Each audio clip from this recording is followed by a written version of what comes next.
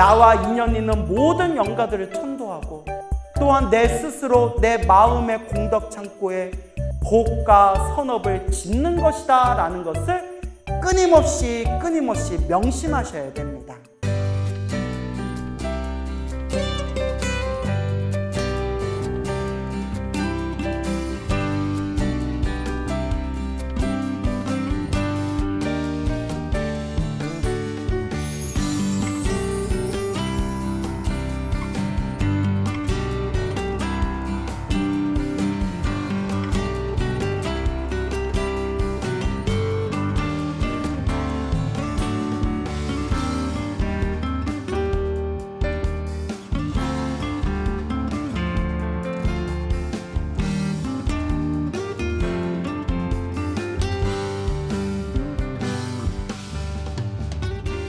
안녕하십니까 여러분.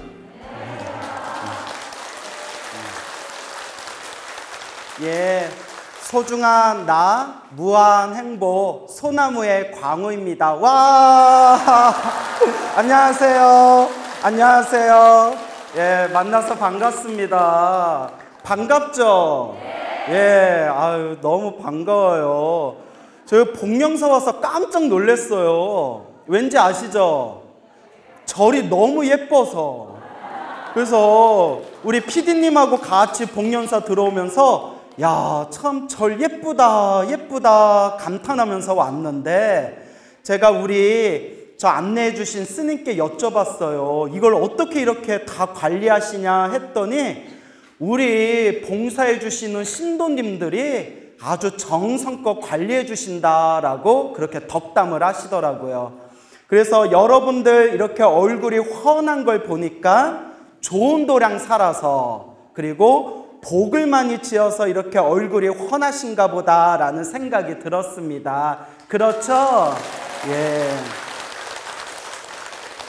이렇게 여러분들 만나 뵙게 되어서 진심으로 반갑고요. 사실 제가 우리 복령사에 묘엄 큰 스님 계셨죠?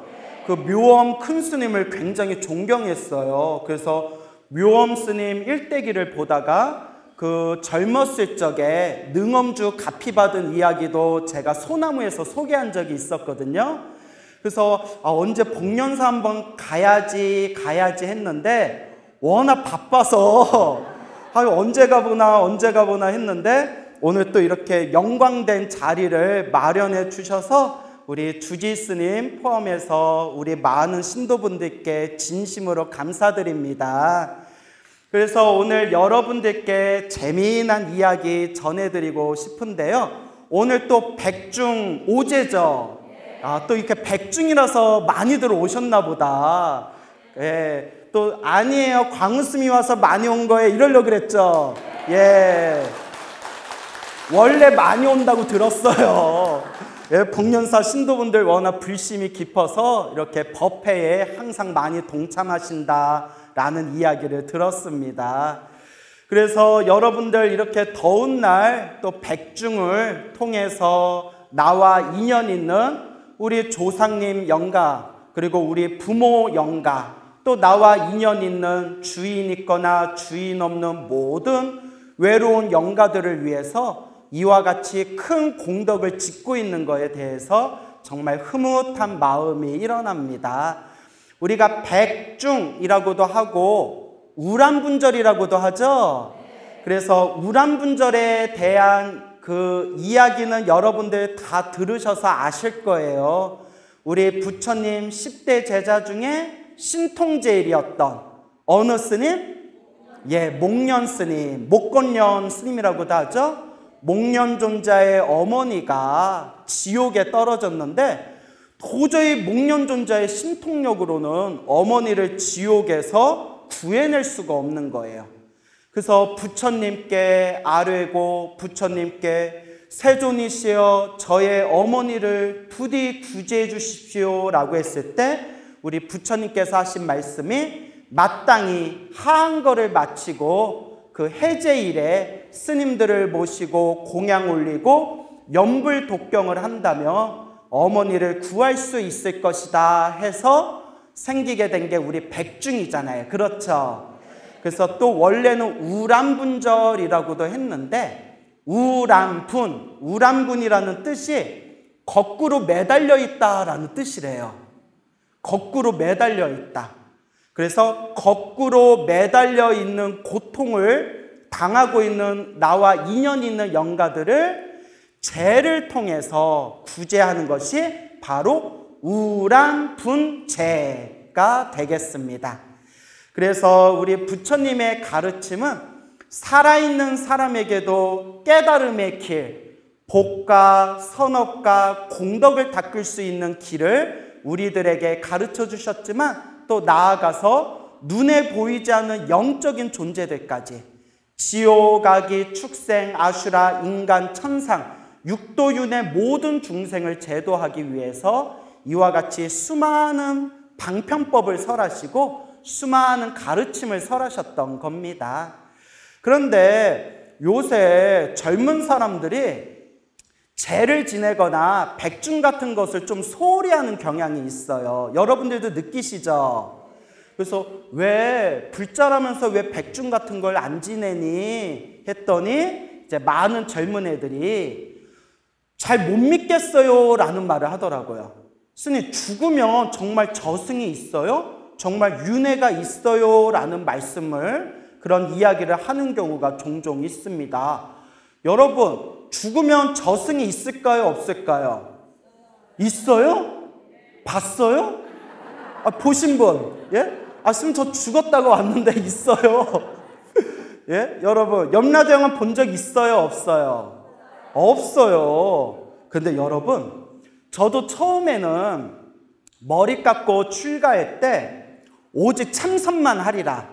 제가 이렇게 말이 많아 보이지만 원래 저도 참선하려고 출가했던 사람이에요. 그래서 저도 처음에는 영가라든가 영가천도라든가 지장경의 가르침이 딱 마음에 와닿지를 않았거든요. 근데 제가 절집에 있으면서 부처님 가르침 공부해보고 제가 직접 연불하고 수많은 일들을 목격하고 체험하면서 이 도리를 무시할 수 있다 없다, 무시할 수가 없구나라는 것을 확연히 느끼게 되었습니다. 그리고 실제로 제가 여러분들한테 농담 삼아 죽어봤어요? 염라대왕 본 적 있어요? 라고 제가 농담을 던졌잖아요. 실제로 제 주변에 염라대왕 만나고 오신 분들이 실제로 계세요. 그래서 염라대왕 만나고 오신 분들의 이야기를 또 소나무에서 여러 번 말씀을 드렸을 거예요. 기억나시죠? 그래서 제 주변에도 스님 저 실제로 염라대왕 만나고 왔습니다. 실제로 저승사자 만나고 왔습니다. 라고 경험하고 체험하신 분들이 많습니다. 그 중에 또 오늘 여러분들에게 재미난 이야기 한 토막 드리자면 제 어머님께 들은 얘기예요. 제 모친께. 내가 오늘 복련사에서 얘기하려고 내가 그동안 공개를 안 한 얘기예요. 예? 그래서 예. 또 순진하게 믿으시네. 예. 자, 그래서 그동안 얘기를 안 했던 건데 어머님이 저에게 직접 모친이 해주신 얘기인데 저의 어머니 모친께서 젊었을 때부터 친하게 지냈던 그런 보살님이 계세요. 자, 아직도 기억나요. 어렸을 때 제가 아줌마 하면서 따라다녔던 기억이 있거든요. 그 제가 어렸을 때 아줌마하고 따라다녔던 그 보살님이 실제로 겪고 저희 어머니께 해주신 얘기예요. 그분이 수원의 지동이라고 있죠. 몇십 년 전에 수원 지동에서 몇십 년 전에 순댓국밥집을 하셨대요. 요 지동이 지금도 순댓국밥으로 유명하죠.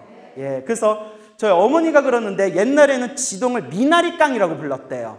맞나요? 예, 그래서 미나리가 하도 많아가지고 미나리깡이라고 불렸던 곳이 지동이었는데 거기에 그 보살님이 젊었을 때 그 동생이랑 친하게 지내던 여동생이랑 함께 지동에서 순대국밥집을 했는데 그 옆에 쪽방이 하나 있었대요. 쪽방. 그래서 이제 식당이라다가 피곤하면 그 쪽방에 가서 다리 뻗고 좀 누워있고 또 밤에 그 늦게까지 그 손님들이 술 드시고 나가면 집에 들어가기 뭐하면 그냥 추운 날에 그 쪽방에서 이렇게 문 잠가 놓고 같이 잠을 자던 휴식 공간 쪽방이 있었대요. 그 식당 옆에. 그런데 어느 날 늦은 밤에 야, 오늘은 쪽방에서 자자, 피곤하다 해가지고 동생이랑 쪽방에 이렇게 들어가서 이렇게 잠이 들었는데 눈을 딱 떠보니까 병원이더래요. 이게 무슨 일인가 싶으니까 옆에 뭐 의사고 간호사가 깨어났어요, 깨어났어요 이러고 무슨 일입니까 하니까 그 방에서 자다가 연탄가스가 새가지고 그 같이 자던 여동생은 죽었다는 거예요. 슬프죠. 그리고 며칠 동안 혼수 상태에 빠져 있다가 지금 의식이 깨어난 겁니다 라고 옆에서 다 설명을 해주는 거예요. 아구구구 이걸 어쩌나 하면서 그 보살님이 저희 어머니한테 했던 말씀이 그래서 나는 착하게 살아야 돼. 나는 착하게 살 수밖에 없어. 왜냐면 그때 나 염라대왕 만나고 왔어 이러시더래요. 무슨 말이냐, 그때 쪽방에서 잠이 들었는데 아주 깊은 꿈을 꿨대요. 아주 깊은 생생한 꿈을 꿨는데 터벅터벅 한없이 길을 걷다가 어디 큰 집이 나오고 집 안에 쓱 들어가니까 높은 평상 위에 염라대왕이 딱 앉아 있더래요. 그래서 염라대왕이 이렇게 부르더니 네 이름이 무엇이냐? 예, 제 이름이 아무개입니다 하니까 염라대왕이 싹 살펴보더니 명부를 살펴보더니 애기야, 아가 이렇게 부르더래요. 애기야, 아직 명이 남았는데 어쩌다 여기까지 왔느냐 이러더래요. 아직 너의 명이 남아있는데 어쩌다 여기까지 왔느냐. 내가 너를 빨리 돌려보내줄 테니까 네가 본 것은 지금 다 사실이다. 네가 다시 세상으로 돌아가서 네가 정신을, 의식을 차리게 되거든. 네가 지금 본 이 모든 게 다 사실이니까 다시 내 앞에 올 때까지 착하게 살아야 된다. 나중에 다시 부르겠다 하면서 아가야 어서 가거라 하면서 하얀 개, 백구 있죠, 백구. 하얀 개를 딱 이렇게 보여주면서 요 강아지만 따라가거라 이러더래요. 그래서 백구가 그 자그만 개였대요. 아직도 생생하시대요. 살랑살랑 그 꼬리를 흔들면서 개가 쫄쫄쫄 가는 걸 하염없이 그렇게 따라갔대요. 그 개가 이렇게 걷다가 엄청나게 큰 다리가 나오더래요. 정말 끝을 알 수 없는 큰 강이 흐르고 있고 그 강에 엄청나게 큰 다리가 있는데 개가 그 다리를 막 이렇게 올라가더래요. 어찌나 빨리 달려가든지 강아지야, 강아지야, 같이 가자 하다가 중간에서 갑자기 다리가 우르릉 꽝 하면서 다리가 막 무너지더래요. 다리가 무너지면서 그 강물 속에 빠지는데 으악 하면서 하염없이 강물 속에 빠지다가 정신을 딱 차리고 눈을 뜨니까 그곳이 어디였다? 병원이었다는 거예요. 그러면서 저희 어머니한테 평소에 하신 말씀이 누가 뭐래도 나는 염라대왕 만나고 왔다. 누가 이런 얘기를 믿겠냐. 하지만 내가 생생하게 만나고 왔고 염라대왕이 저 하얀 강아지 따라가고 언젠가 다시 올 때까지 착한 일 하면서 살아야 된다라고 나에게 당부를 하셨다. 그래서 나는 착하게 살아야 된다라고 말씀하셨던 그때 어머니께서 해주신 이야기가 생각이 납니다. 이런 이야기가 굉장히 많아요. 실제로 체험하신 분들이. 이런 하나하나의 이야기를 통해서 지장경에 나오는 그 귀왕들, 귀신들의 왕, 귀왕들, 뭐 무독귀왕이라든가 이런 이야기, 혹은 실제로 우리 불교설화에서 염라대왕을 만나고 왔다는 그런 이야기들이 하나도 허투루 무시할 수가 없구나라는 것을 다시 되새겨 봅니다. 그래서 이와 같이 우리가 눈으로 보건 눈으로 보지 못했건 귀로 듣건 귀로 듣지 못했건 우리 앞에 펼쳐진 수많은 현상들에는 우리가 다 머리로, 지식으로 헤아릴 수 없는 그런 오묘한 영적인 세계들이 있다. 바로 그 연장선상에서 우리가 이렇게 마음을 모아서 백중기도를 올리고 나와 인연 있는 조상님들, 그리고 먼저 세상을 떠나신 부모님들, 그와 같은 나와 인연 있는 분들을 위해서 간절한 마음으로 부처님께 기도하고 염불하고 선업과 공덕을 짓는 것, 이것은 아주 중요한 불자의 의무이고 또한 우리가 스스로 복과 선업과 공덕을 닦을 수 있는 하나의 방편이다라는 것을 꼭 명심하셔야 됩니다. 믿습니까, 여러분? 예. 그래서 우리가 이와 같이 나와 인연 있는 영가님들을 위해서 기도를 하는데 간혹 불자님들이 이런 질문을 할 때가 있어요. 스님, 제가 절에 다니면서 부모님 돌아가실 때 49제도 올리고 천도제도 올리고 했는데 그래도 백중기도를 해야 됩니까? 그래도 백중에 동참해야 됩니까? 제가 늘 드리는 이야기가 있습니다. 무조건 하셔야 된다.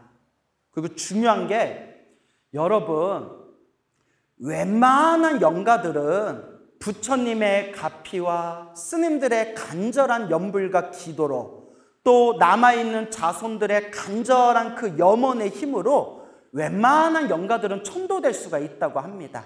하지만 살아생전 업장이 두껍고 업보가 많고 세상에 대해서 미련이 많은 영가들은 49제를 지내도 천도되지 못하는 경우가 있다고 합니다. 그래서 얼마 전에 세상을 떠나신 쌍계사 조실이셨던 고산스님이라고 아세요? 그 고산스님 법문에 나오는 이야기인데요. 고산스님께서 젊었을 적에 부산에 있는 어느 사찰에 주지를 가셨대요. 그래서 법당을 가봤더니 그 법당 밑에 오래된 그 돌아가신 분들 제사 지냈던 그 사진들하고 영과 위패 같은 게 꽉 차 있더래요. 그래서 아유, 이렇게 제를 지내고 난 뒤에 이렇게 사진과 위패들을 이렇게 함부로 내팽개쳐서야 되겠는가 싶어가지고 그걸 싹 모아가지고 그걸 이제 불에 태우려는데 그래도 스님께서 그래도 불에 태우기 전에 자, 모두들 좋은 데로 가십시오라고 3일 동안 제를 지내드렸대요. 그렇게 3일 동안 제를 지내드리는데 제를 지내는 3일 동안 꿈에서 오만 사람들이 다 보이더래요. 삿갓을 쓴 사람, 보따리 들고 있는 사람, 아기를 업고 있는 사람, 젊은 사람, 나이 든 사람, 남자, 여자 할 것 없이 오만 사람들이 보이면서 어딘가 먼 길을 떠나고 있더래요. 그래서 꿈속에서 고산스님이 그 먼 길 떠나는 수많은 사람들 붙들고 어디 가시오 하니까 새로운 주인이 떠나라고 하니 그 주인이 알아서 갈 곳을 정해주겠죠 라고 얘기하더래요. 그래서 잠에서 깼는데 희한하다 내가 살다가 별꿈을 다 꾼다 해놓고 3일 제를 다 마치고 소대에서 그동안 몇 년 동안 쌓여 있었던 사진과 위패를 태우려고 딱 갖다 놨는데 그 사진에 나와 있는 사람들 얼굴이 다 어디서 봤던 사람이에요? 꿈에서 봤던 사람들이래요. 부디 좋은 데 가십시오. 제가 간절하게 제를 올렸으니 부처님 연불소리 들으면서 부디 극락왕생 하옵소서 하면서 이제 간절하게 연불해 주면서 그걸 다 태우셨대요. 그러면서 하시는 말씀이 49제 지냈다고 다 천도된 게 아니더라. 그분들이 다 천도됐으면 스님 꿈에 왜 나타났겠어요? 그죠? 천도가 되신 분들 꿈에 안 나타나요. 그런데 그 절에 머무르고 있다가 새로 오신 주지 스님이 떠나라고 하니 주인이 떠나라고 하니 가야겠지요. 주인이 우리 갈 곳을 정해주겠지요 라는 꿈을 꿨던 거예요. 그래서 제가 우스갯소리로 이런 말을 해요. 그러면 스님, 그 49제 힘들게 지냈는데도 천도가 안 됐으면 우리는 어떻게 해요? 그래서 제가 뭐라고 하냐면 수지 맞는 장사다. 왜냐? 네 몸에 붙을 거 어디다 모셨다? 법당에다 모시지 않았냐? 어쨌거나 천도는 못 돼도 어디다 모셨다? 우리 절에다 모시지 않았느냐라고 이제 제가 우스갯소리로 얘기를 합니다. 그래서 어른 스님들이 항상 하시는 말씀이 한 번 갖고 끝내지 말아라. 평생 조상님들과 부모님의 효를 갚는 마음으로 항상 백중 때 기도를 올리고 항상 나와 인연 있는 영가분들을 위해서 연불공덕을 짓고 항상 부처님의 가피공덕을 지어야 된다라고 말씀을 하셨습니다. 그래서 지장경에 나오죠. 지장경에 분명히 나오기를 나와 인연 있는 영가들을 위해서 공덕을 짓되 영가들에게 가는 공덕은 7분 중에서 몇 분이 가고 1분이 가고. 야, 역시 우리 복년사 신도분들이라서 유식해요. 그런 것도 아시고. 자, 그리고 7분 중에서 6분의 공덕은 누가 받는다? 예, 바로 공덕을 지은 살아있는 사람이 받는다.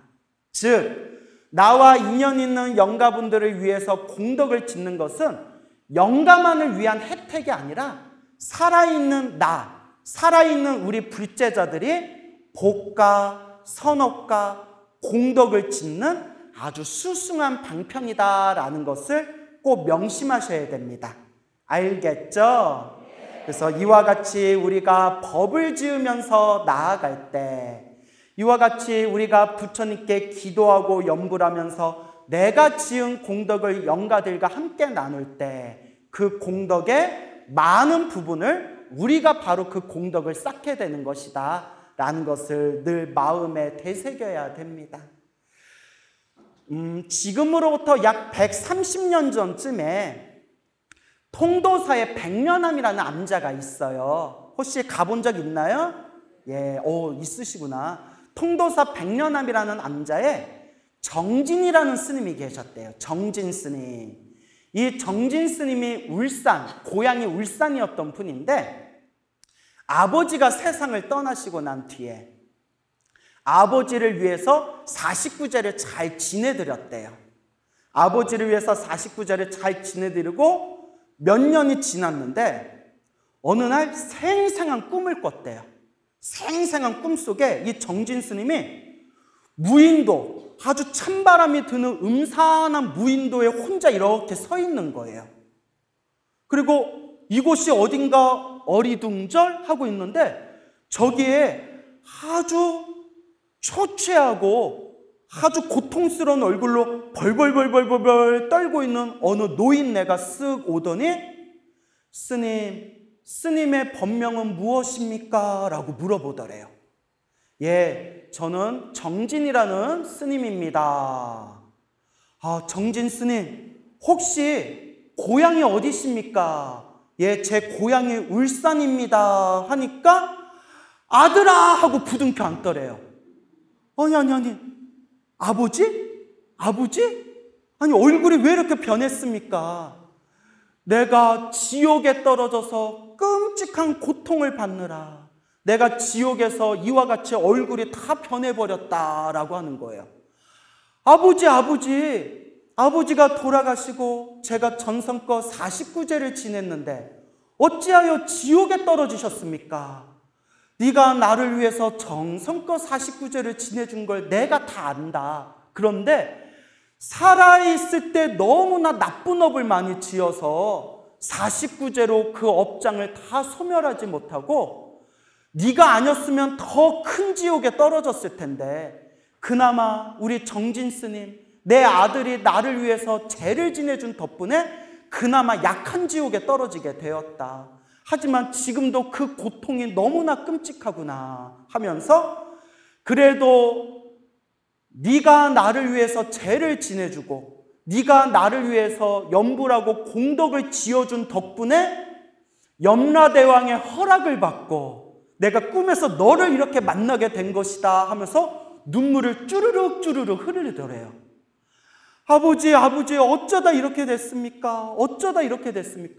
어떻게 해야 아버지를 제가 구할 수 있겠습니까? 라고 하니까 그 지옥에 빠진 아버지, 정진 스님의 아버지가 하시는 말씀이 같이 지옥에 있었던 사람이 있었는데 그 지옥에 빠진 그 사람의 아들이 그 부모님을 위해서 법화경을 독송해서, 무엇을 독송해서? 법화경을 지극정성 독송해서 지옥에서 구제받은 일이 있었다. 그러니 아들아, 정진 스님아, 나를 위해서 법화경 공덕을 지어다오 하면서 눈물을 주르륵 흘리면서 그렇게 꿈에서 딱 깨어났대요. 온몸에 소름이 쫙 끼치면서, 이러면 여러분들 에휴 개꿈 이러시겠어요? 아니면 야, 법화경 독송을 지어서 우리 돌아가신 아버지께 회양해야 되겠다라는 생각이 들겠어요? 가만히 있을 수가 없겠죠. 그래서 법화경을 독송하되 내가 우리 아버지를 위해서 법화경 사경공덕을 지어야 되겠다 하고 전국을 돌면서 화주를 받았대요. 왜 화주를 받았냐?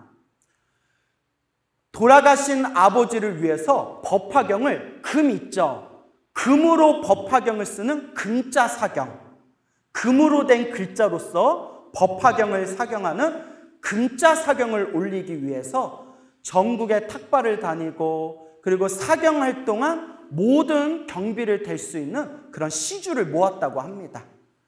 몇 개월 동안 힘들게 시주를 모은 뒤에, 화주를 한 뒤에 순천 서남사에 있는 당대 최고의 명필이고 대강백이었던 경운 스님을 찾아가게 됩니다.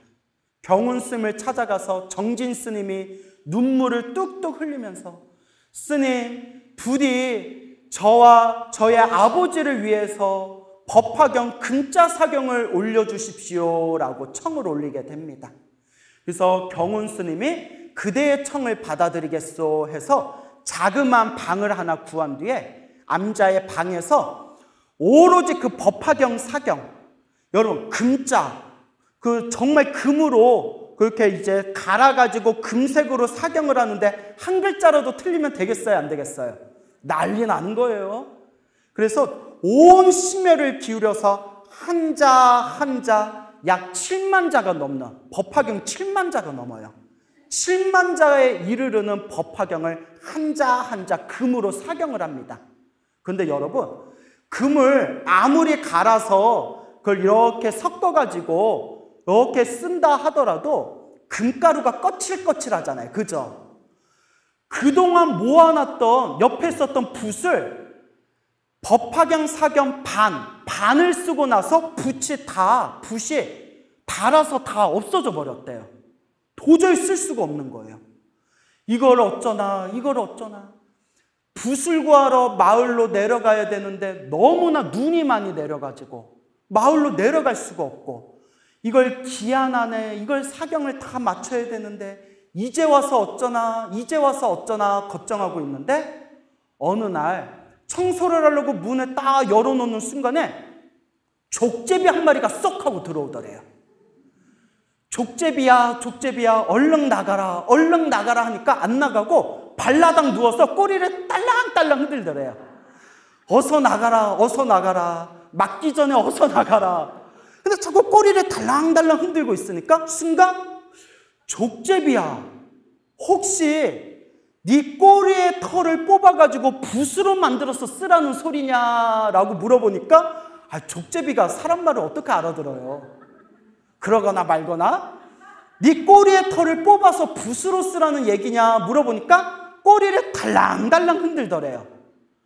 나무아미탑을 나무묘범 연하경, 나무아미탑을 나무묘범 연하경, 참으로 부처님 가피로다 하면서 족제비 털을 쏙 뽑아가지고 그걸 붓으로 만들어서 마지막 반 남은 그 묘범 연하경, 금자 사경을 모두 마쳤다고 합니다. 7만 자에 이르르는 법화경, 금자 사경을 모두 마치고 통도사 법당에서 부처님께 금자 사경집을 올린 뒤에 그 정진 스님의 아버지를 위해서 이제 공덕, 그렇게 크나큰 부처님의 공덕을 이루고 났고, 그 뒤에 정진 스님의 꿈에 아버지가 환한 모습으로 나타나면서 정진 스님 고맙습니다. 정진 스님 감사합니다. 천도되기 전에는 아들아 그러더니 천도되니까 그때서야 뭐라고 불러요? 정진 스님 덕분에 제가 좋은 곳에 갑니다 라고 인사하면서 아버지가 환한 미소를 지으면서 그렇게 환한 광명 속으로 사라지는 꿈을 꾸게 되었다라는 이야기가 지금까지 전해지고, 지금 말씀드린 그 족제비 털로 붓을 삼아서 한 글자 한 글자 썼던 묘법 연화경 금자 사경집이 지금도 통도사 박물관에 보관되어 있다고 합니다. 이와 같이 나와 인연 있는 영가들을 위해서, 나와 인연 있는 부모님과 조상님들을 위해서 간절한 마음으로 기도하고 연불공덕을 짓는 것, 이것이 바로 부처님께서 우리들에게 간곡하게 말씀하신 진정한 효도의 의미가 되는 겁니다. 여러분들이 원래 알아서 기도를 잘하셨고 원래 알아서 백중기도도 잘하셨겠지만, 이런 하나하나의 이야기를 통해서 여러분들이 이와 같이 우리가 지금 닦고 있는 이 연불 하나와 우리가 이와 같이 두 손 모아서 독송하고 있는 경전 한 구절 한 구절 한 말씀 한 말씀이 바로 나와 인연 있는 모든 영가들을 천도하고, 또한 내 스스로 내 마음의 공덕 창고에 복과 선업을 짓는 것이다 라는 것을 끊임없이 명심하셔야 됩니다. 늘 불자님들께 말씀드리지만 이 세상에 허투는 없다. 이 세상에 허투로 사라지는 덧없는 것은 없다. 여러분들이 지금 짓고 있는 이 공덕과 기도의 힘, 연불의 힘이 알게 모르게 그대로 여러분들 마음의 공덕 창고에 다 쌓이고 있는 것이다 라는 것을 꼭 명심하시길 바랍니다. 저와 인연 있는 어느 불자님이 있었는데, 이 불자님이 오랫동안 지독한 악몽에 시달렸어요. 아주 지독한 악몽에 시달렸는데, 어찌나 그 악몽이 지독했는지 자다가도 경기를 일으키면서 벌떡벌떡 일어났답니다. 그런데 요 보살님이, 요 불자님이 이 악몽에서 벗어나려고 용하다는 무당들 만나서 굿도 하고 부적도 붙이고, 심지어는 식칼을 가슴에 올려놓고 자면 악몽이 사라진다는 어디에서 별 얼토당토 없는 얘기를 듣고 식칼을 가슴에도 올려놓고 잔 적도 있었대요. 이상하게 꿈만 꿨다 하면 그렇게 죽은 사람, 귀신들, 온갖 더러운 것들이 자꾸 꿈에 나타나더래요. 너무 힘들고 괴롭고 일주일에 6번을 악몽을 꾸다 보니까 그 스트레스가 극에 이르는 거예요.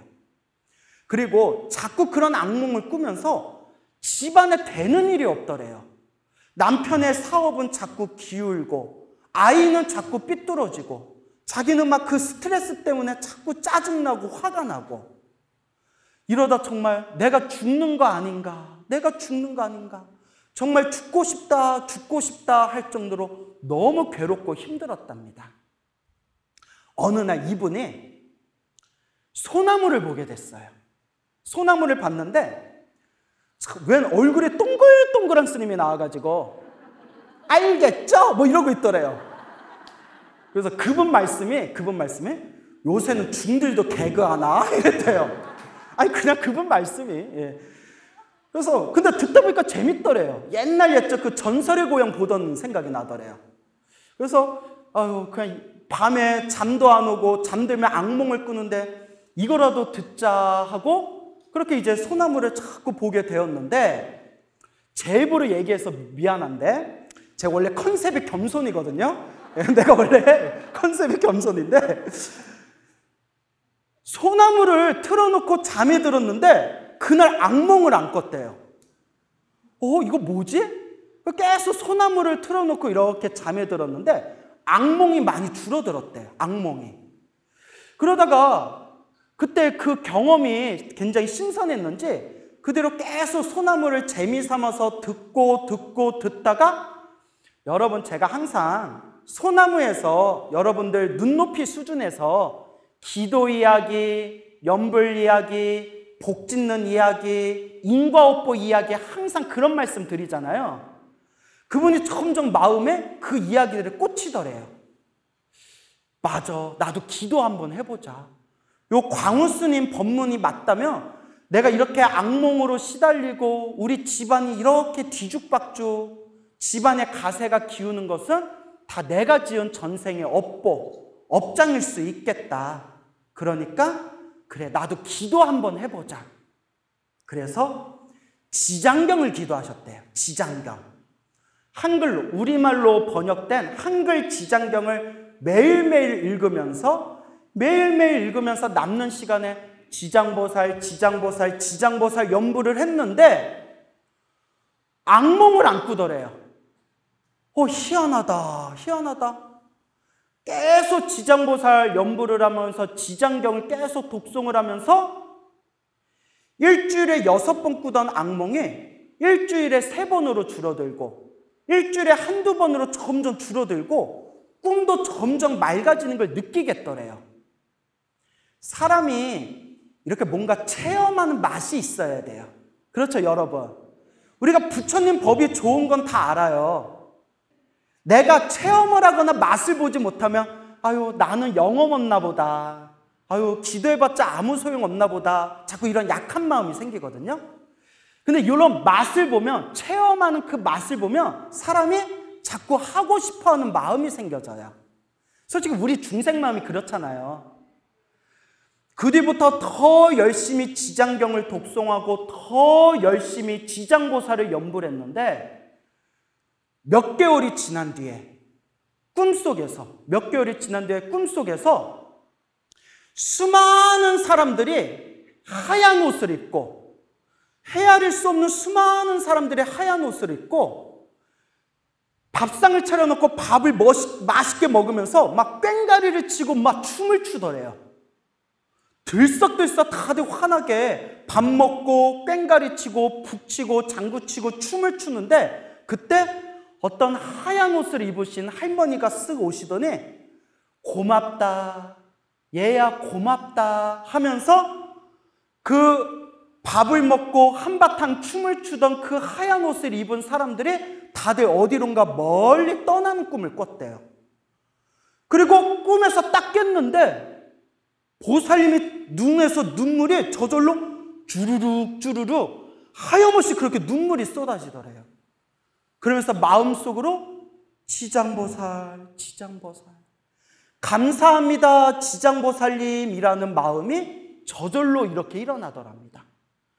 그리고 그날 이후로 지금까지 몇 년 동안 한 번도 악몽을 꾸지 않았대요.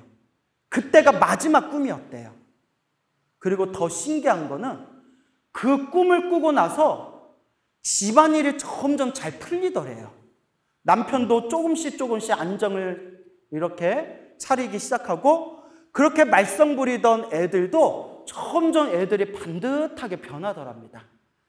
그 순간 그 보살님이 하시는 말씀이 맞구나. 인과 업보가 정말 있구나. 업장이란 게 정말 있고 부처님 가피라는 게 정말 있구나. 왜냐? 내가 증인이다 라는 말씀을 하시더라고요. 제가 증인입니다. 이와 같은 체험을 하신 분들이 헤아릴 수 없이 많아요. 그러면서 제가 불자님들에게 이런 이야기를 합니다. 이런 이야기를 듣고서도 기도를 하지 않는 사람이 있다면, 이런 이야기를 듣고서도 복과 선업과 공덕을 짓지 않는 사람이 있다면 그 사람은 정말 업보가 두꺼운 사람들이다. 그런 사람을 가리켜서 우의독경, 속위에 병을 있는 거나 다름없습니다. 제가 가장 좋아하는 부처님 말씀 중에 하나가 사람으로 태어나기 어렵고 부처님 법을 만나기 어렵다. 이 자리에 계신 우리 불자님들께서는 이번 생에 사람으로 태어나 이번 생에 이렇게 훌륭하고도 소중한 부처님 법을 만났으니 얼마나 복이 많은 분들입니까? 더구나 이렇게 우리 수원 복령사 맑고 깨끗한 도량에서 신행생활을 할 수 있으니 여러분 얼마나 복이 많은 분들입니까? 이와 같이 우리가 소중하다는 마음, 부처님 법을 만나서 다행이라는 마음, 정말 소중하다라는 마음으로 우리가 닦아 나아가야 됩니다.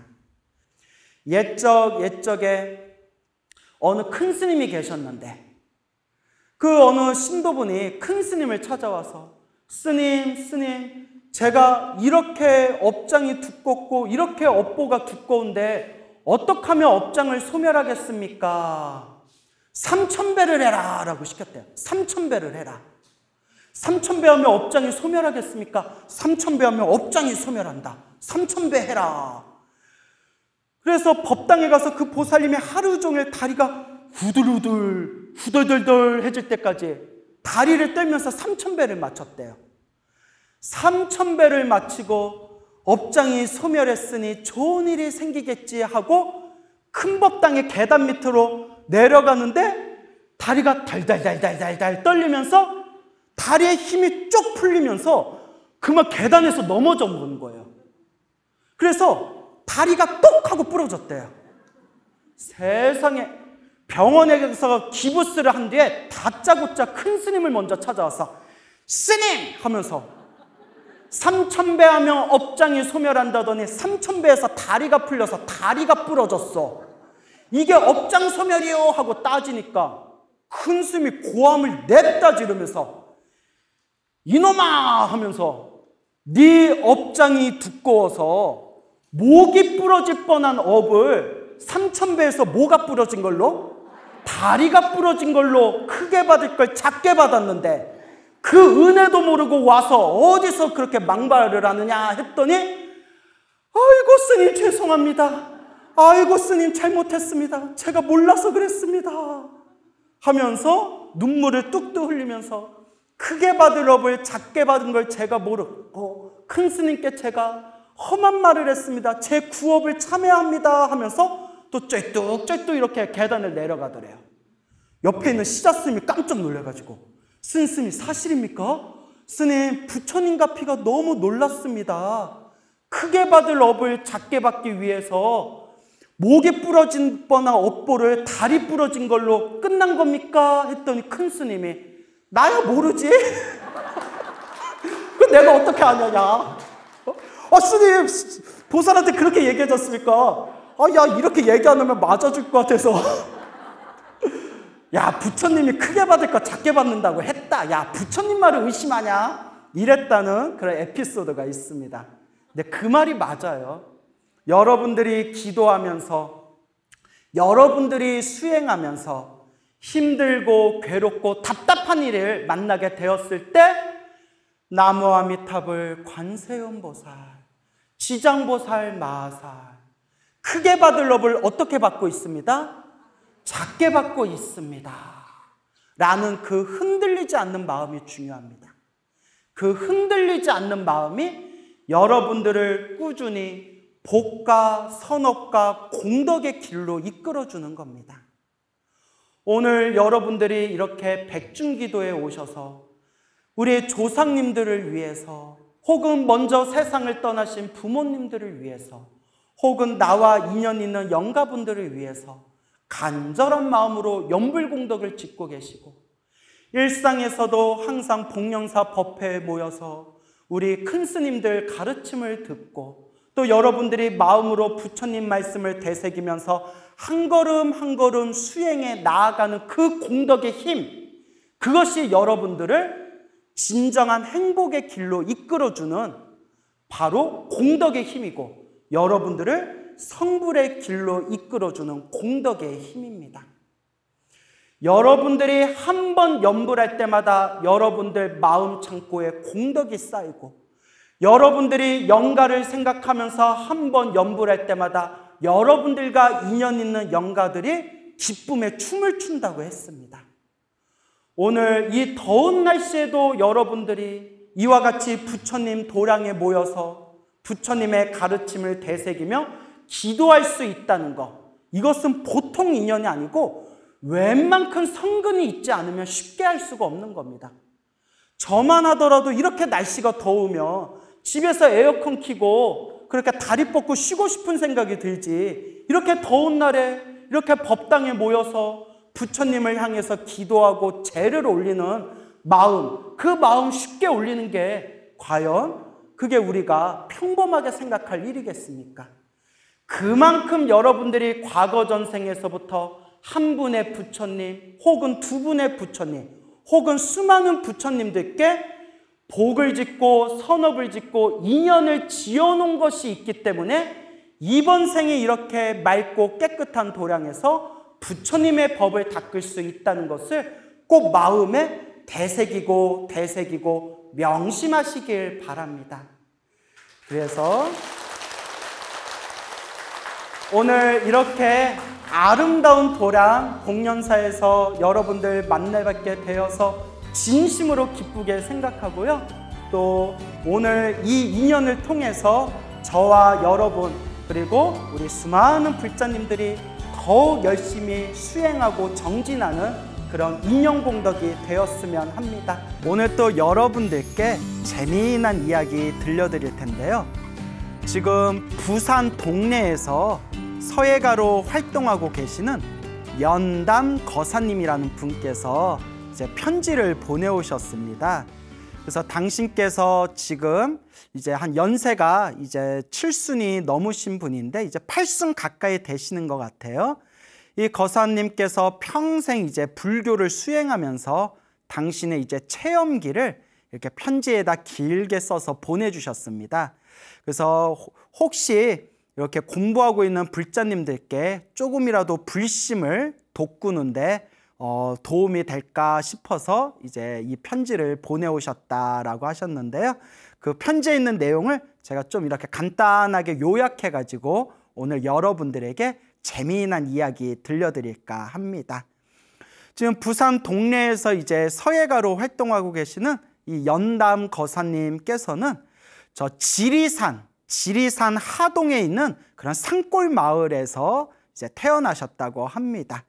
근데 어렸을 때부터 굉장히 가난한 집안에서 이렇게 힘들게 살면서 또 6.25 전쟁, 한국 전쟁을 또 몸으로 겪다 보니까 어렸을 때부터 이 인생에 대한 무상함 이런 것들이 굉장히 몸에 짙게 배이셨다고 합니다. 그래서 어느 정도 철이 들었을 때쯤에 이제 부산으로 옮겨게 되셨고 또 이제 부산에서 몇십 년 동안 지내시면서 부산이 제2의 고향과 같다라고 이제 말씀을 하십니다. 부산에서 먹고 사는 거에 바빠가지고 다른 것은 미처 이제 돌아볼 새가 없이 그냥 일에만 집중하다가 한 30대 중반 정도 되었을 때 문득 이런 생각이 들더랍니다. 30대 중반 정도 되었을 때 과연 어떻게 사는 게 잘 사는 걸까? 보람 있는 인생은 무엇일까? 진리란 무엇일까?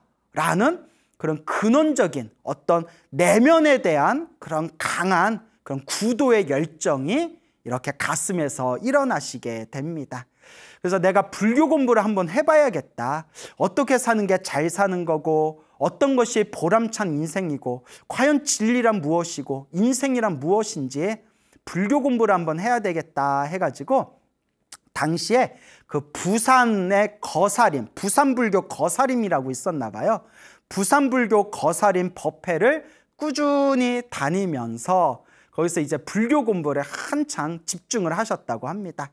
여러 가지 이제 불교 책들도 보시고 불경도 좀 외우고 기도하는 법도 배우고 그렇게 나름대로 그 수행의 시간을 보내다가 불교를 만나고 나서 한 3년 정도가 훌쩍 지났을 때 문득 내면에서 이런 소리가 들리더랍니다. 무언가 한 100일 동안만이라도 절에 가서 오로지 수행에 집중하고 싶다.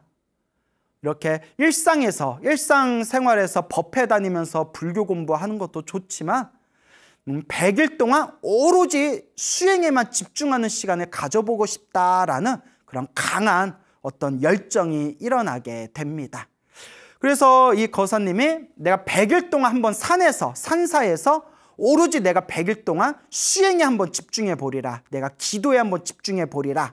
이제 이런 생각이 들어서 처음에 이제 찾아간 곳이 저 남해 보리암이라고 아시죠? 뭐 워낙 유명한 사찰이라서 남해 보리암에서 한 2, 3km 떨어진 곳에 그 부소대라고 이름 붙여진 그리고 이제 작은 토굴이 있었다고 합니다. 자그마한 토굴이 있었는데 그냥 험준한 암벽 사이에 이제 쌓여 있어가지고 아주 험악한 그런 험준한 그런 산악의 위치에 있는 그런 부소대라는 그런 오래된 그런 토굴이 있었다고 합니다. 이제 그곳에 찾아갔더니 그곳에 머무른 지 20년이 넘은 어느 거사님께서 거기서 홀로 이렇게 수행하고 계시더래요. 그래서 20년 동안 그 부소대를 지키고 있는 그 거사님한테 이제 자초지종을 설명하면서 제가 여기서 같이 머무르면서 좀 공부 좀 해도 되겠습니까? 라고 하니까 그 20년 동안 부소대에 머물렀던 거사님이 하시는 말씀이 그런데 여기는 살기가 힘들 겁니다. 그동안 여기를 찾아오신 그런 수행자분들이 많은데 다들 얼마 못 가서 건강이 안 좋아져가지고 금방금방 이곳을 떠났습니다. 그렇기 때문에 이곳에서 머무르면서 수행하기가 적합하지 않을 겁니다 라고 대답을 하더랍니다. 아마 그냥 터가 너무 세고 뭐 또 바위 있고 뭐 바위가 있으면 또 이렇게 냉기가 흐르거든요. 아마 그러다 보니까 좀 그곳에서 며칠 머무르다가 좀 건강이 안 좋아지는 그런 좀 현상들이 있었나 봅니다. 자, 어쨌거나 그 이야기를 듣고 여기는 좀 머무를 때가 아닌가 보구나 생각이 들어서 그 다음에 발걸음을 옮긴 게 저기 청도, 경북 청도에 가면 동문사라는 절이 있다고 합니다. 동문사라는 절에를 이렇게 찾아갔다고 합니다. 그래서 동문사에서 좀 머무르겠습니다라고 이렇게 주지스님께 인사를 드린 뒤에 하룻밤 잠을 자는데 그날 꿈속에서 그 범어사 조실스님이 나타나셨대요. 꿈에 범어사 조실스님이 이렇게 꿈에 나타나더니 뭐 한 번도 그런 꿈을 꾼 적이 없었는데 범어사 조실스님이 이렇게 종이 한 장을 이렇게 주더래요. 종이 한 장을 줘서 그 종이를 이렇게 받아서 봤더니 부적인데 그 신장부라는 부적이랍니다. 신장. 우리가 이렇게 하늘의 신들을 신장이라고 하지 않습니까? 불법을 보호하고 그리고 우리 불자들을 옹호하고 부처님 도량을 지켜주는 수호신장들을 우리가 이제 신장이라고 부르지 않습니까? 그 신장들을 모셔놓은 탱화를 신중탱화라고 하지 않습니까? 근데 그 신장 부적을 이렇게 꿈에서 받는 꿈을 꿨대요. 뭐 신장 부적이 따로 있나 봐요. 뭐 보면 뭐 상신 부적도 있고 용왕 부적도 있고 칠성 부적도 있고 부적 그리는 사람들 뭐 그런 거 그리는 방법이 다 있지 않습니까? 그래서 이제 신장 부적을 딱 받는 꿈을 꾸고 이렇게 깨어났는데 너무 신기하더래요. 이런 꿈을 왜 꿨지? 그리고 그 다음날 이제 그 동문사 주지스님하고 이런저런 대화를 나누다가 갑자기 꿈 생각이 나가지고 질문을 했대요. 스님, 여기가 무슨 도량입니까? 동문사가 무슨 도량입니까? 라고 여쭤봤대요. 우리가 흔히 뭐 남해 보리암은 관음도량, 뭐 저기 선운사 뭐 도소람은 지장도량 뭐 이런 거 있지 않습니까? 오대산 상원사는 문수도량, 그리고 뭐 저기 또 뭐 나함도량, 독성도량 뭐 이렇게 각각의 그 사찰의 특징을 이렇게 드러내는 그런 어떤 그 사찰만의 특별한 그런 표방한 도량이 있지 않습니까? 여기는 무슨 도량입니까? 라고 여쭤봤더니 주지스님이 여기는 신장도량입니다 라고 하더래요. 신장도량입니다 하는 순간 깜짝 놀라면서 그렇잖아, 너 그날 꿈에서 그 범어사 조실스님이 신장부적을 주는 꿈을 딱 받았는데 그래서 속으로 신기하다. 그래서 이것도 인연인가 보다 싶어가지고 그 동문사에서 이제 한 달 동안 머무르면서 그렇게 매일매일 기도하고 독경하고 참선하면서 한 달 동안 이렇게 시간을 보냈다고 합니다. 한 달 정도 지난 뒤에 조금 장소를 바꾸고 싶다라는 생각이 들더래요. 그래서 주지스님께 이제 인사드리고 나온 뒤에 그 동문사에서 조금 떨어진 곳에 적천사라는 절이 있었대요. 적천사라는 절에 갔더니 너무나 이제 경치가 기가 막히고 풍광이 좋아가지고 그 적천사 주지스님께 여기서 좀 머무르면서 제가 기도 좀 하겠습니다 허락을 받고 이제 적천사에 머물렀다고 합니다. 그래서 이 적천사에서 이제 매일매일 이제 예불에 참석하고 나름대로 기도하고 경정도 독송하고 그리고 참선하면서 그렇게 충실하게 이렇게 시간을 보내면서 그렇게 공부를 해 나갔다고 합니다. 특히 거사님은 자신만의 특별한 기도 방법이 있었대요. 그게 뭐냐면 걸으면서 이렇게 산행을 산책하거나 이렇게 걸으면서 발걸음에 관세음보살 연부를 같이 붙이는 거래요. 그러니까 걸음을 걸으면서 관세음보살 그렇게 걷는 거와 관세음보살 연부를 하나로 집중하는 그런 자신만의 기도 방법이 있었다고 합니다. 그래서 한 걸음 한 걸음 옮길 때마다 마음속으로 관세음보살 이렇게 집중을 했대요. 근데 이걸 옛날 이제 그 불교 서적에서는 이걸 경행연불이라고 부릅니다. 경행연불. 원래 옛날부터 다 있었던 거예요. 그래서 우리가 이렇게 왔다 갔다 걸으면서 마음을 챙기는 것을 경행이라고 하거든요. 그래서 걷는 명상이라고 해요. 그래서 천천히 걸으면서 이렇게 걸음을 통해서 마음을 다스리는 것을 경행이라고 하는데, 경행하면서 왔다 갔다 걸으면서 연부를 하나로 걸음과 연부를 하나로 이렇게 마음을 모아가지고 걸음과 연부를 합치시키는 것을 하나로 이렇게 합치는 것을 그것을 이제 경행연불이라고 부르게 됩니다. 실제로 가만히 앉아서 연불에 집중이 안 될 때에는 이렇게 탑도리를 하거나 탑도리 하면서 걷거나 아니면 이렇게 인적이 드문 곳을 이렇게 걸으면서 걸음과 연부를 하나로 집중해라 라는 그런 옛 선지식들의 말씀이 그렇게 전해지고 있습니다. 거사님께서 걸음 하나하나의 관세음보살 연부를 집중하면서 이렇게 걷다 보니까 점점 걸음과 연불이 이제 하나로 에너지가 모아지었겠죠. 그래서 나중에는 걸음에 힘이 막 붙어가지고 1km를 그냥 걷는데 5분뿐이 안 걸리더래요. 시간을 재보니까. 그래서 보통 우리 일반 사람들이, 좀 건강한 일반 사람들이 1km 걷는데 보통 15분 안팎이 걸린다고 하거든요. 한 15분 안팎 정도가 걸리는데, 뭐 빨리 걸어도 뭐 한 10분 정도 걸리겠죠. 근데 그 거사님이 이렇게 걸으면서 관세음보살 연불에 계속 집중하다 보니까 나중에는 1km를 이렇게 돌파하는데 5분뿐이 안 걸리더래요.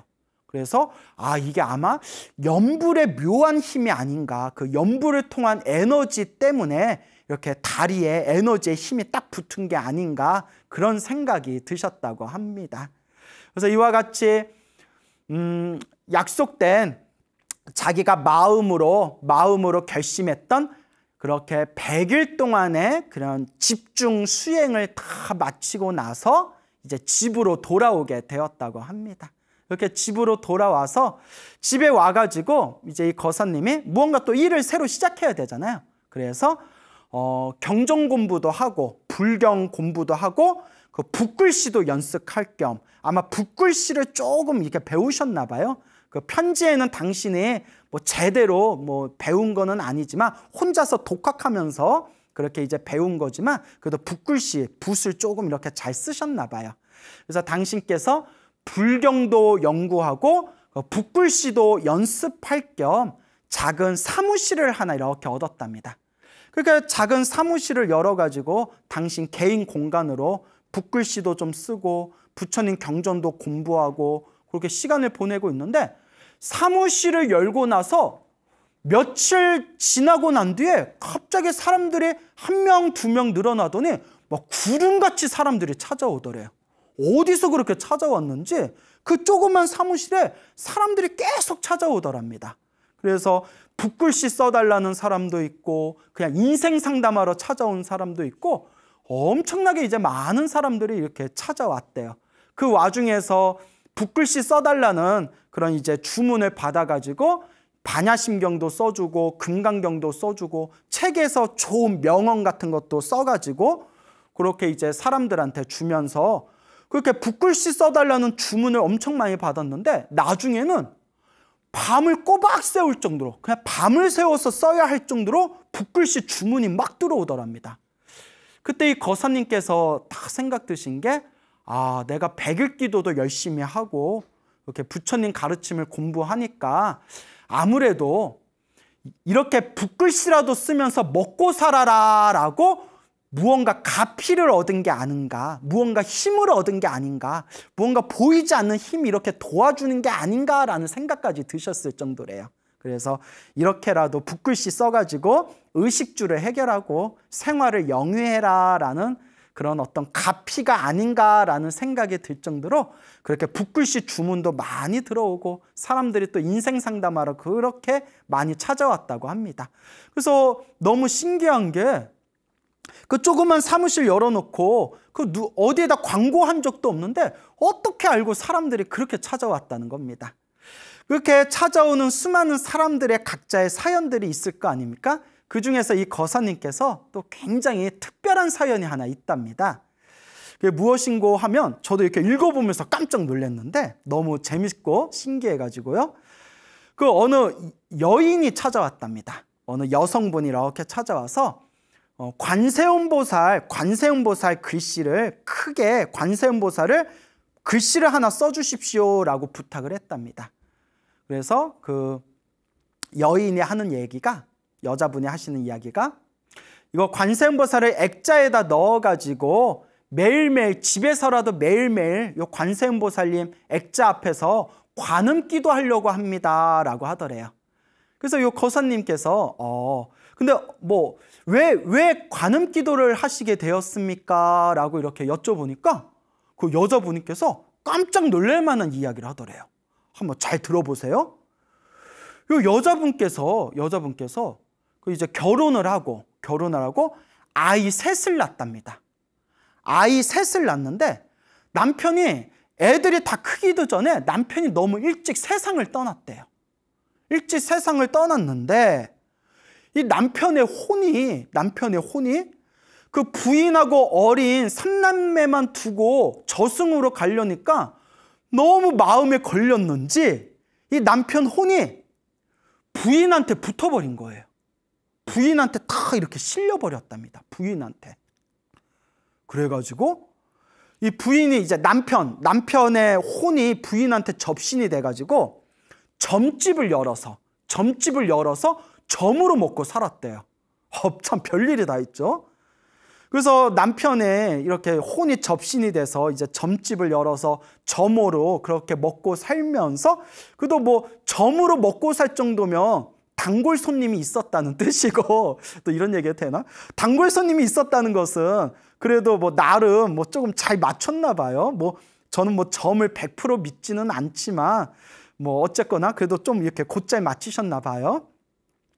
그래서 그렇게 애들을 잘 키웠답니다. 3남매들이 다들 이제 무럭무럭 자라가지고 학교도 졸업하고 각자 직장을 얻어서 다들 독립할 정도로 그렇게 이제 아이들을 잘 키우고 난 뒤에 부인 몸에 접신되었던 남편의 혼이 이렇게 얘기를 하더랍니다.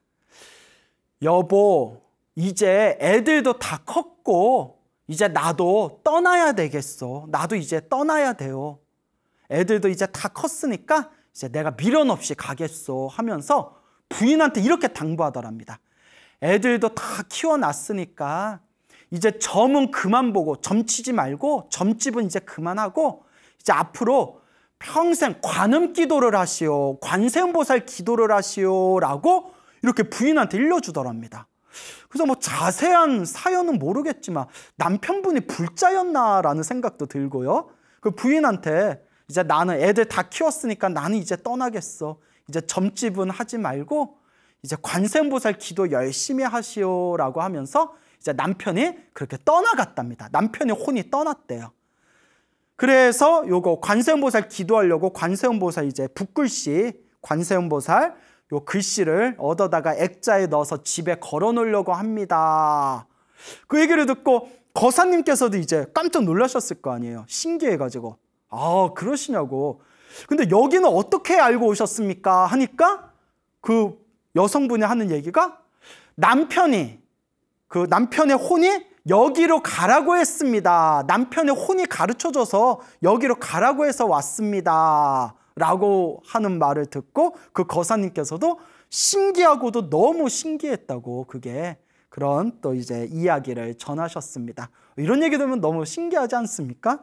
자, 그래서 근데 이제 금방 뭐 혼이 접신됐다 뭐 이런 이야기를 드렸는데 그러니까 뭐 오해 요지가 없었으면 좋겠습니다, 여러분. 오해 요지가 없었으면 좋겠는데 우리 주변에 이제 무속인들이 많지 않습니까? 무속인들이 많으시고 또 이제 무속인 중에서도 정말 좋으신 분들이 있는 것 같아요. 정말 양심적이고 정말 이제 좋으신 무속인들도 있는 것 같아요.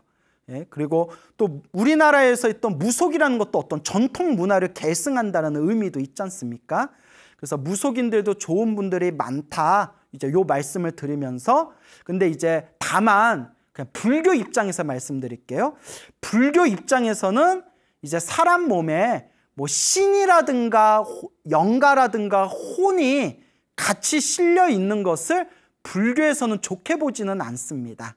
예, 불교에서는 일단 불교는 내 자신이 주인공이 돼서 불교에서는 불성을 가지고 있는 내 자신이 주인공이 돼가지고 이제 내 업을 닦고 수행을 하고 마음을 닦고 복과 선악과 공덕을 닦고 그리고 성불하기 위해서 수행하는 거 이게 이제 불교의 이제 본래의 어떤 지향하는 점이고 만약에 내 몸에 영가라든가 신이 있다면 빨리 이제 열심히 기도하고 염불해서 빨리 그걸 첨도해야지 그렇게 불교적인 관점에서 보면 이제 뭐 내 몸에 신이 있거나 영가가 있어서 같이 살아가는 거는 불교에서는 뭐 그렇게 뭐 긍정적으로 보는 것 같지는 않습니다. 제가 참 말이 조심스럽네요. 왜냐하면 이렇게 주변에 무속인 분들이 계시니까 혹시라도 제가 말 실수할까봐 다만 이제 불교적인 관점에서 말씀을 드리는 겁니다. 자, 그래서 이와 같은 우리가 입장에서 봤을 때 결국 그 남편분께서 너무나 이제 아내와 그 자식들이 걱정이 돼서 차마 저승으로 못 가시고 근데 저승사자가 봐줬나? 보통 저승사자가 이렇게 데려가잖아요. 어쩌거나 그게 부인 몸에 접신이 돼서 아이들 다 키울 때까지 이제 점집을 이제 열어서 또 도와줬다 이런 이야기를 들으면서 뭐 요 거사님께서 불교 공부하시는 분인데 거짓말할 리는 없을 거고 당신이 들은 그대로 전해주셨는데 저도 참 그걸 보면서 신기하다라는 생각이 들었고요. 그리고 때가 되니까 때가 되어서 알아서 부인 몸에서 벗어나서 이제 내 갈 길 가겠소. 이제 점집은 하지 말고 매일 관세음보살 기도하시오라고 이제 떠나신 그 남편의 혼을 이렇게 생각해 봤을 때 그래도 이분이 그래도 좀 불교 공부를 하신 그런 영이 아니었을까. 그래서 저 혼자 이렇게 망상을 좀 떨어봅니다. 어쨌거나 이 영적인 세계는 우리 일반 중생들이 다 헤아릴 수가 없는 것 같습니다. 하지만 우리 불자들은 너무 이런 영적인 세계에 집중할 필요가 없고 항상 중요한 핵심, 결국은 내 스스로 복을 짓고 선업을 짓고 공덕을 쌓으면서 마음을 잘 닦는 마음 공부를 해야 된다라는 걸로 우리 불자 여러분들께서 그 마음을 에너지를 잘 모아나가시기를 바랍니다. 자, 이렇게 거사님께서 이렇게 이제 많은 일들을 겪어 나가면서 점점 아는 사람들이 많아지고 주변에 아는 사람들이 많아지고 또 이렇게 모임이 많아지고 또 모임에 참석하면서 또 이렇게 탁한 음식들을 자꾸 먹게 되다 보니까 이렇게 몸이 스스로 몸과 마음이 조금 옛날 같지 않고 몸에 잔병도 많아지고 그리고 어느덧 그 옛날에 막 뜨겁던 불심, 그 신심, 그 믿음의 힘이 점점 이제 약해지게 된다는 것을 점점 느끼시게 되었답니다. 그래서 이 거사님께서 내가 옛날 같지 않구나. 이제 지금부터라도 다시 옛날 그때처럼 지금부터라도 다시 불교 공부를 수행을 좀 열심히 해야 되겠다라고 이렇게 마음을 이렇게 되새기셨다고 합니다. 마음을 이렇게 가다듬고 있던 터에 작년에 있었던 일이라고 합니다. 당신께서 너무 신기한 그런 경험을 하셨는데 그 집 앞마당에 의자를 놓고 이렇게 앉아 계셨답니다. 집 앞마당에 의자를 놓고 이렇게 앉아 있었는데 저 남쪽 하늘에서 뭐 허연 게 이렇게 날라오더래요. 허연 게 날라오는데 가만히 봤더니 흰 두루미 있죠. 두루미. 하얀색 흰 두루미 9마리가 이렇게 줄을 지어서 날라오더래요. 흰 두루미가. 남쪽에서 딱 날라오더니 갑자기 당신 집의 지붕 위를 흰 두루미 9마리가 한 바퀴를 싹 돈 뒤에 다시 저쪽 남쪽으로 이렇게 날아가더랍니다. 근데 여러분, 우리가 이렇게 도심 쪽에 살다 보면 흰 두루미 보기가 거의 불가능하고 어렵지 않습니까? 또 요새 환경이 많이 오염돼 가지고 그 이렇게 산에 가거나 어디 뭐 저수지 같은 데 가도 흰 두루미 보기가 굉장히 어렵거든요.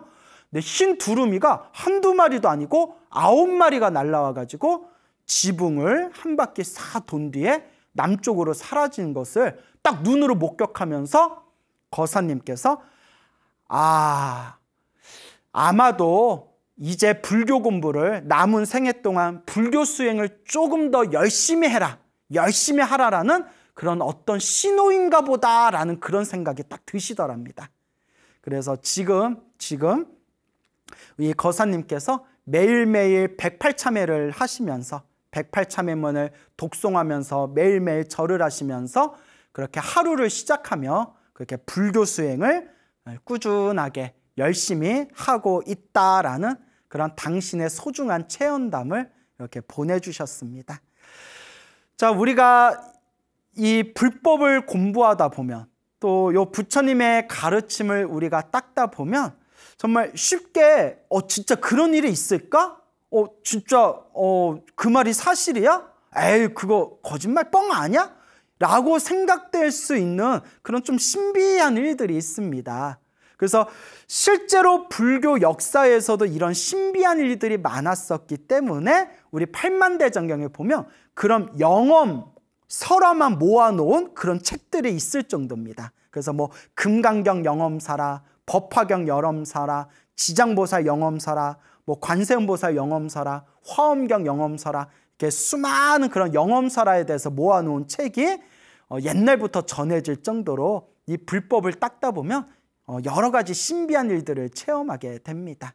그래서 우리 소나무 애청자분들 중에서 실제로 기도를 열심히 해가지고 체험을 해보신 분, 그 내면의 맛을 보신 분들은 한결같이 하시는 말씀이, 스님, 저희는 소나무에 나오는 내용을 다 믿습니다. 왜냐하면 우리가 체험했기 때문입니다 라는 말씀들을 한결같이 하시지 않습니까? 그래서 결국 불교라는 것은 제가 항상 말씀드린 게 결국 지식의 종교가 아니다. 물론 우리가 올바르게 수행하기 위해서는 기본적으로 불교의 바른 견해를 갖추고 있어야 되지만 결국 불교를 우리가 배우고 공부하면서 나아가야 할 방향은 체험, 실천, 수행, 내 스스로 내면의 맛을 봐야 된다라는 것을 항상 불자분들에게 제가 강조드리는 바입니다.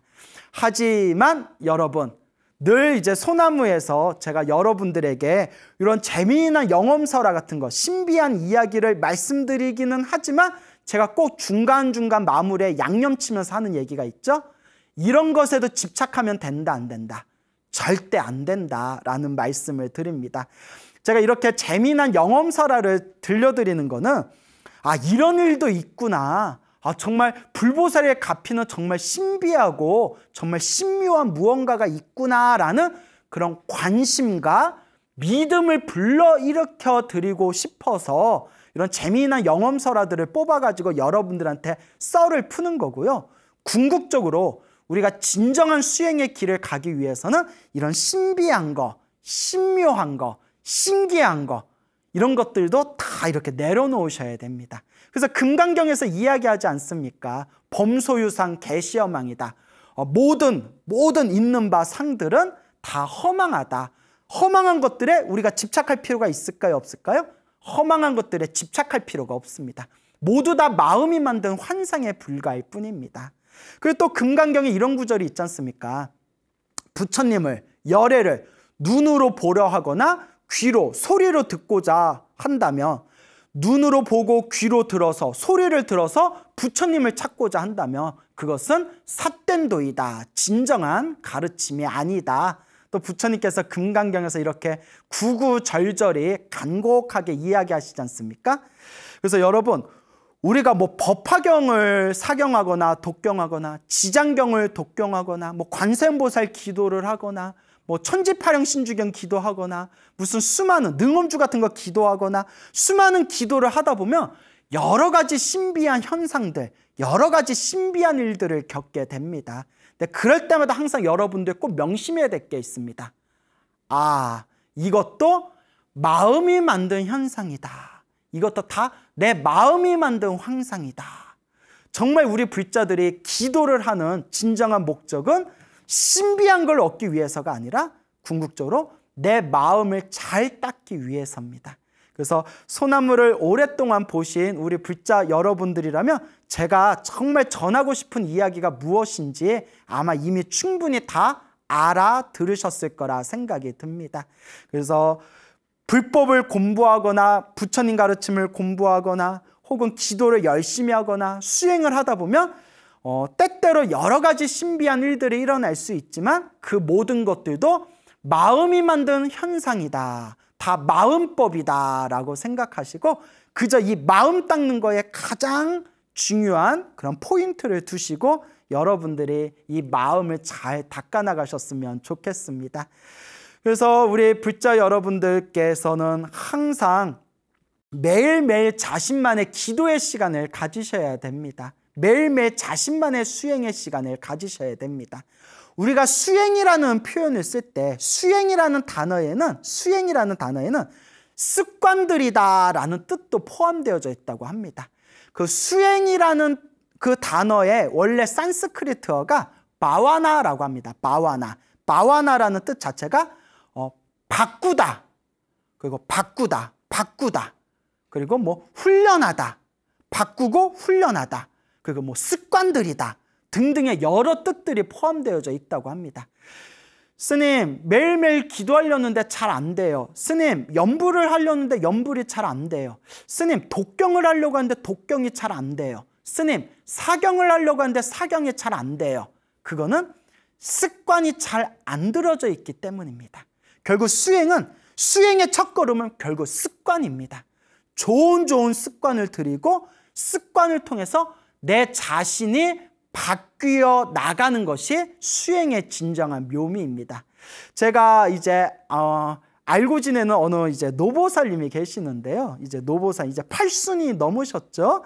이 노보살님께서 평생 부처님을 의지하면서 매일매일 이제 기도를 하시는데 지금도 몸이 좀 많이 쇠약하신데도 지금도 집에서 매일매일 기도를 하신답니다. 당신만의 딱 기도 일정을 정해놓고 매일매일 기도를 몇 시간씩 하시는데 제가 그분께 들은 얘기 중에 깜짝 놀란 게 스님, 매일매일 저만의 기도 숙제가 있는데 그 기도를 다 못 끝내놓으면 기도 숙제를 다 못 마치면 사람이 살다 보면 중간중간 바쁠 때가 있지 않습니까?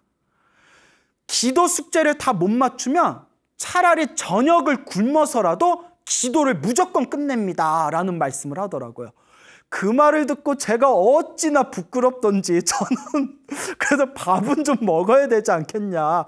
아니 밥을 먹어야 힘이 나지. 약간 이런 주의이기 때문에 그 노보살님께서 스님, 저는 하루 동안의 기도 숙제를 못 맞추면 그냥 밥을 굶고 저녁밥을 굶어서라도 기도를 반드시 마칩니다. 기도 숙제를 다 끝냅니다 라는 그런 말씀에 제가 참 이렇게 감탄도 하고 참 대단하다 마음으로 놀라고 또 굉장히 부끄러웠던 적이 있습니다.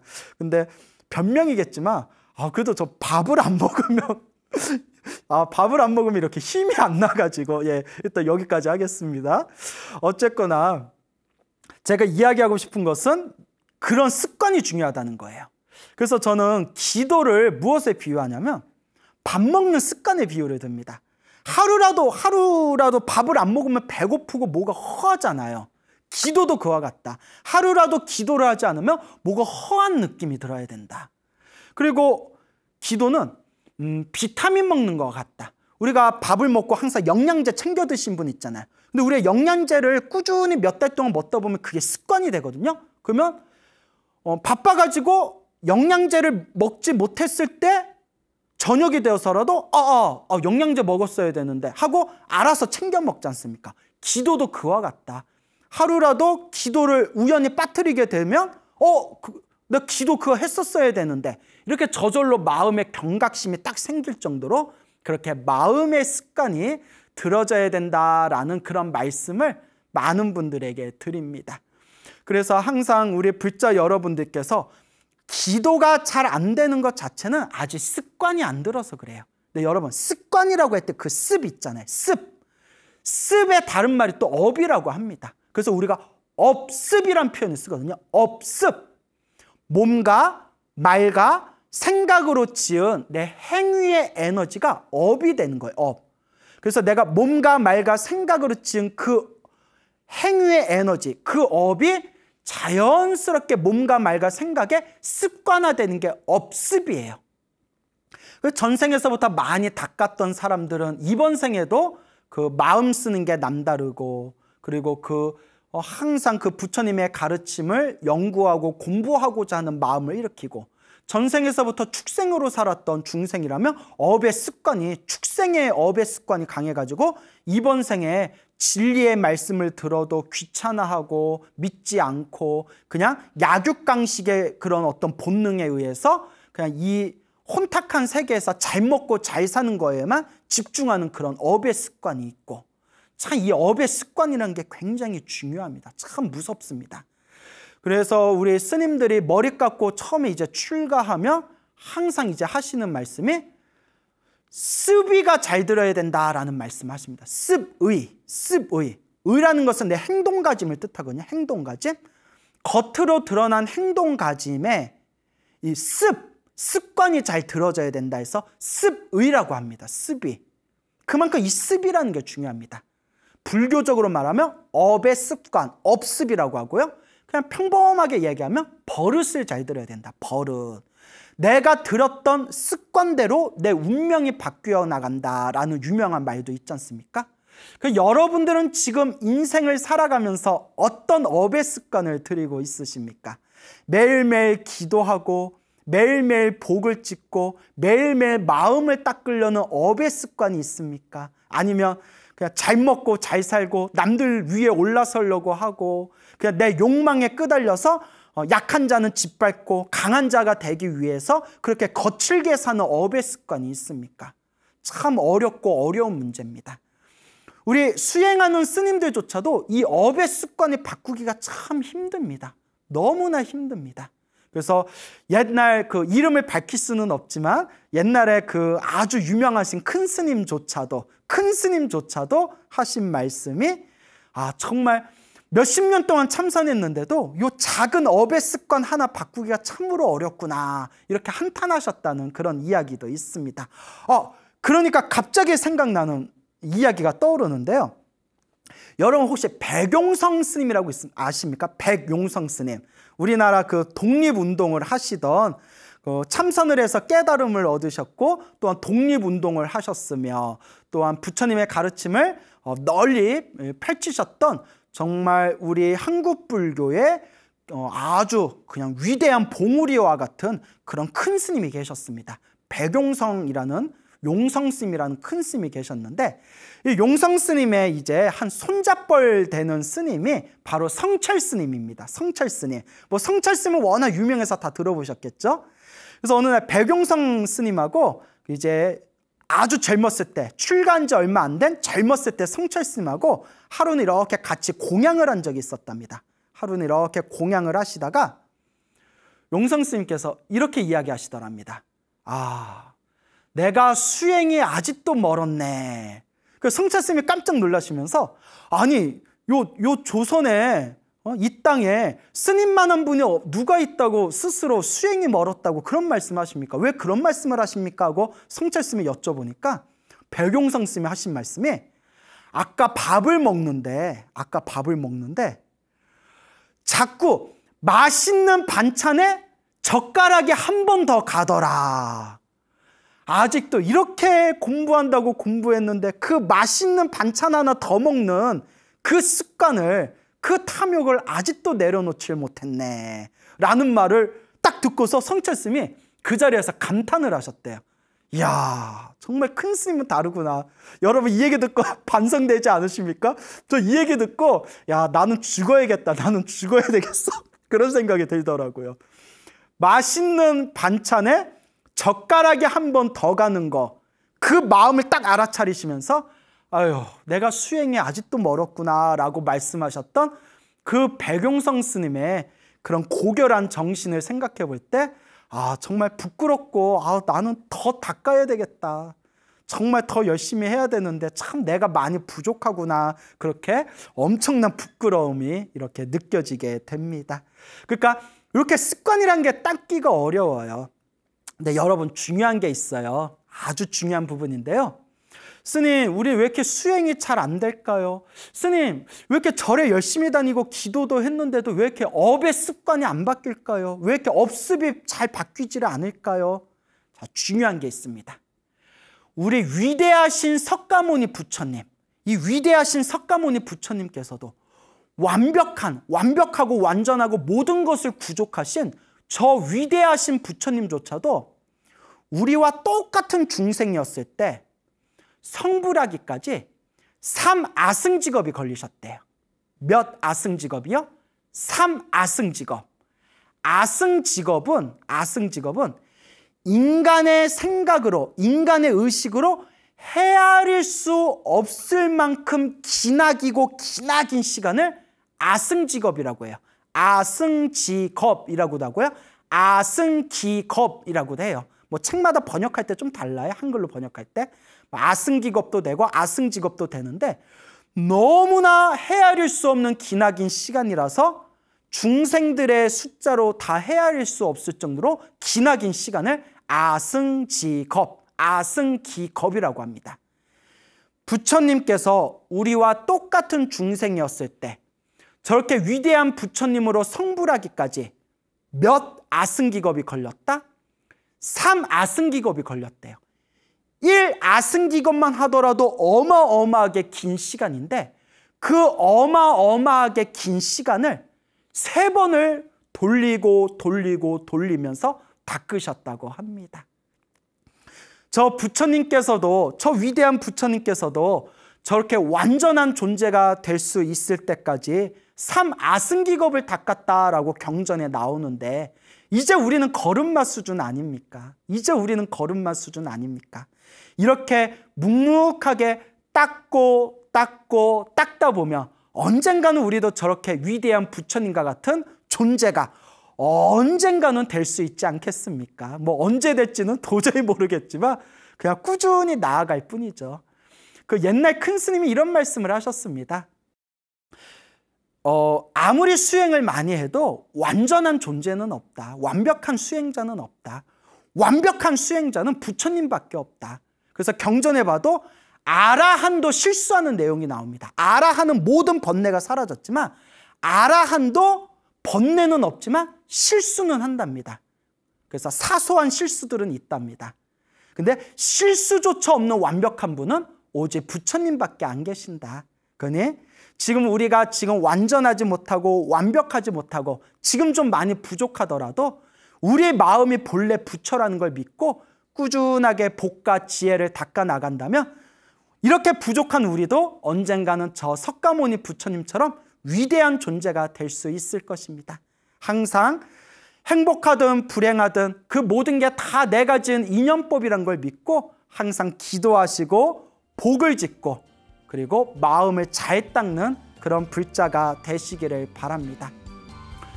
여러분, 행복해지고 싶습니까? 행복한 삶을 창조하고 싶습니까? 복을 지으십시오. 선업을 지으십시오. 공덕을 쌓으십시오.